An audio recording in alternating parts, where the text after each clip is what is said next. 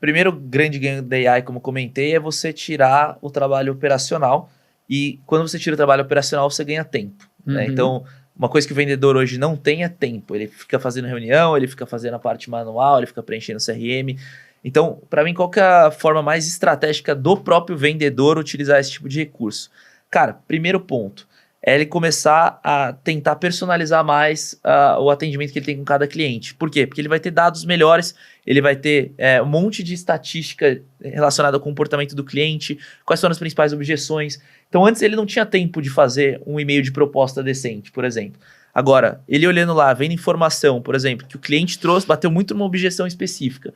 Cara, o vendedor pode ir lá e pode conseguir fazer, por exemplo, já uma abordagem para o cara já focada nessa objeção que ele tem, né? Que o cliente trouxe, ao invés de mandar uma proposta genérica.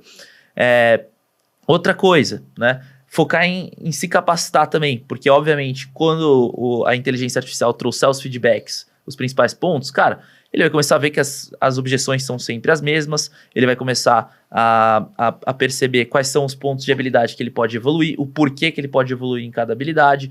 Vou dar um exemplo bem legal. Obviamente, a gente usa SalesBuddy na própria operação das minhas empresas, né? Eu tenho a GetDemo, e dentro da GetDemo, a gente tem o time de CS, e tem uma galera lá muito boa, né?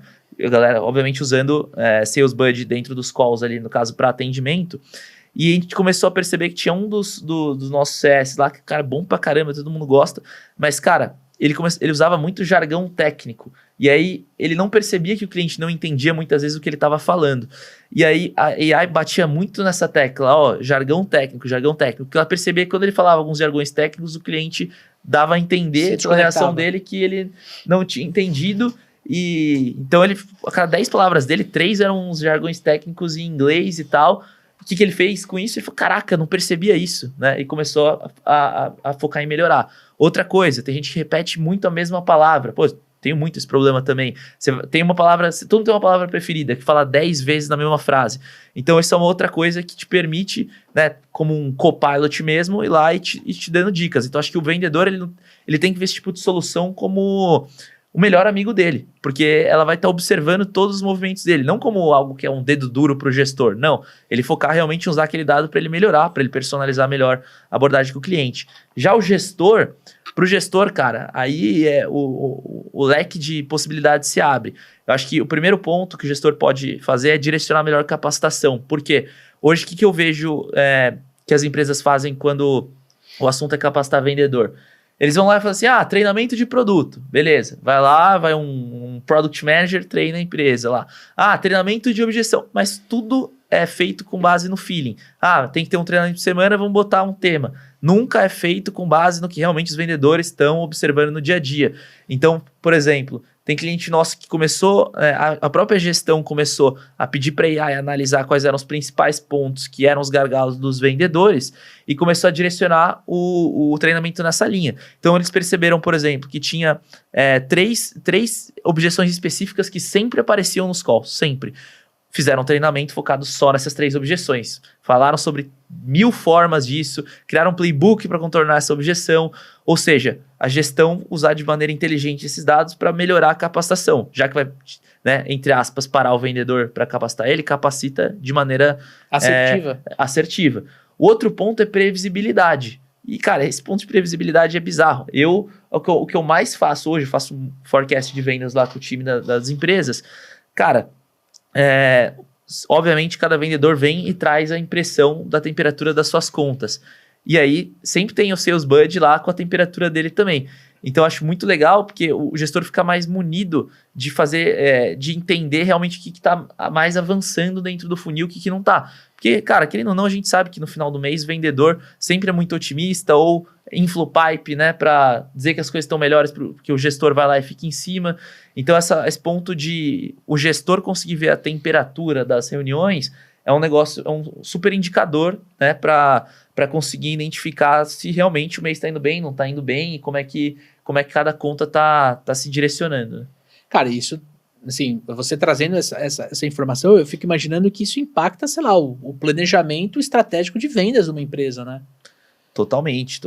Então, assim, você fica muito mais direcionado, né? Porque você consegue identificar quais são os principais gargalos. Você consegue gerar insights para produto, por exemplo, porque você consegue ver o que os clientes mais pedem, né? Você consegue ver o que a galera está falando de mercado. Então, por exemplo, uma coisa que a gente percebeu lá, né? Muito cliente faz isso. Eles colocam para os seus buds identificar os concorrentes que estão sendo falados e o que está sendo falado. Então, ele já vai lá e identifica assim, cara, tem um concorrente aqui que está sendo citado em um monte de reunião. Já consegue identificar até o share do concorrente, por exemplo, né? A penetração dos concorrentes estão dando mais trabalho com isso. O cara comparou o concorrente porque o concorrente tem tal funcionalidade. Então, no final, isso ajuda muito numa linha estratégica de planejamento de vendas, porque você começa a ter uma visão dos concorrentes que estão incomodando mais, para onde o mercado está indo, quais são as principais dores do cliente. Então, querendo ou não, o Sales Buddy ele ajuda muito no operacional, no dia a dia, para preencher o CRM, né, e tudo mais, numa linha do vendedor, mas até no nível estratégico isso, no nível de um CEO, de um C-Level, a gente tem visto a ferramenta gerando valor, porque o cara quer usar esses dados para refinar o caminho que ele tem que seguir como empresa, né? Porque até então, cara, eram milhares de ligações e videoconferências que ninguém nunca mais revisitava e não gerava nenhum tipo de inteligência para aquilo. E que a inteligência é melhor do que você ter dado de realmente, né, interações de fato com o seu cliente, né? Então, isso é muito valioso. E outra coisa, né, cara? O CRM ele te ajuda a saber em que etapa você está com menor taxa de conversão. Mas nem sempre o que está causando aquela perda naquele momento.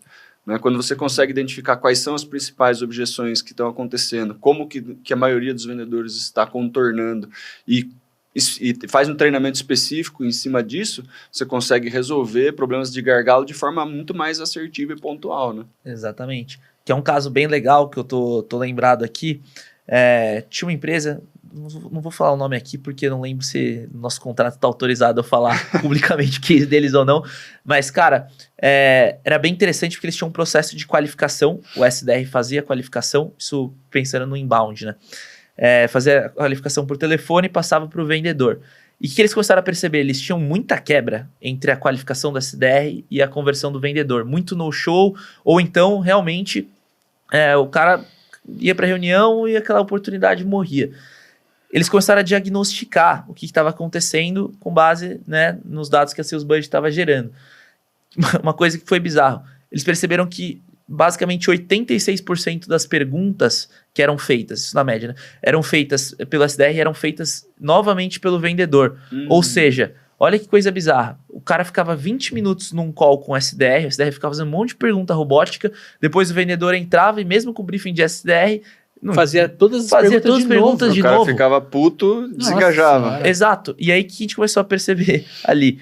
Cara, além disso, ele ficava esses 20 minutos, depois ele ficava mais uns 20, 30 minutos na reunião, ele só ia ver o produto efetivamente no final da reunião, a demonstração. Né? Em alguns casos até, isso tinha que se estender para mais uma reunião para fazer a demonstração do produto. Ou seja, eu acredito muito que, cara, para você conseguir vender, né, ter uma taxa de conversão alta, você precisa conseguir gerar valor desde a primeira interação com o lead. Imagina o que eles estavam fazendo, eles estavam hiperqualificando o lead para só no final mostrar o produto. Qual que era a causa, né, uma causa ali, uma das identificadas? Pelo amor de Deus, vocês estão fazendo aqui um excesso de qualificação, muita pergunta, o lead está desengajando, está perdendo valor, muito provavelmente teu concorrente já foi lá atender o cara rápido e ele já engajou muito mais com isso. Então, esse foi um exemplo interessante, né, de gargalo que foi identificado no processo comercial através dos dados e que dificilmente seria identificado. O que eles fizeram, né? Todo mundo deve estar curioso para saber que eles eram resolver o problema. Cara, eles basicamente reduziram o time de SDR, reduziram as perguntas, colocaram uma parte, a parte de perguntas mais oficializada para o vendedor e a parte do SDR acabava sendo muito mais superficial nas perguntas, justamente só para entender se a conta realmente tinha potencial, né? E se aquele lead efetivamente tinha algum tipo de poder de decisão e se tinha realmente a dor que resolvia. Mas uma conversa muito rápida e já focada em agendar. Então, um questionário de 20, 25 minutos por telefone virou um bate-papo muito rápido. Eles até migraram um pouco o canal mais para o WhatsApp, porque sendo menos perguntas ficou muito mais trivial ali de se fazer pelo WhatsApp.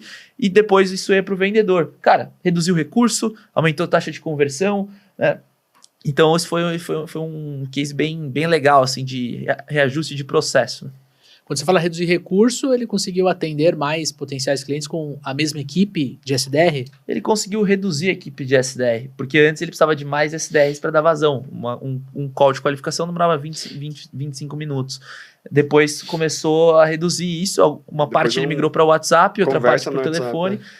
Ele começou a fazer primeiro por WhatsApp e depois ligação. Antes era ligação direto, pra você ter uma ideia. Não lembro exatamente a estatística dele de conversão de um canal para o outro, mas acho que o grande ponto desse exemplo que eu tô dando é realmente a visão do cara identificar que eles faziam as mesmas perguntas e isso deixava o cliente puto. Inclusive, tinha em várias reuniões que o cliente já entrava na segunda reunião já falando, tá, eu quero ver o produto, né? Já conversei sobre isso e isso aconteceu mesmo. Você vê que o cliente fica realmente irritado com esse tipo de coisa.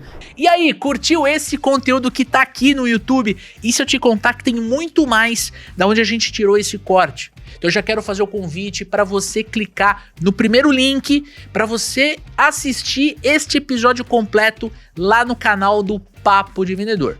Segundo convite é para você conhecer o programa de aceleração de super vendedores, o melhor treinamento de vendas para te ajudar a acelerar os seus resultados em 2025. Lembrando que você tem acompanhamento durante todo o programa, tanto o meu quanto do Daniel Mestre. E por último, mas não menos importante, conheça o Plumes CRM, a melhor ferramenta para fazer gestão de oportunidades de negócio. Nós usamos aqui e nós recomendamos para você.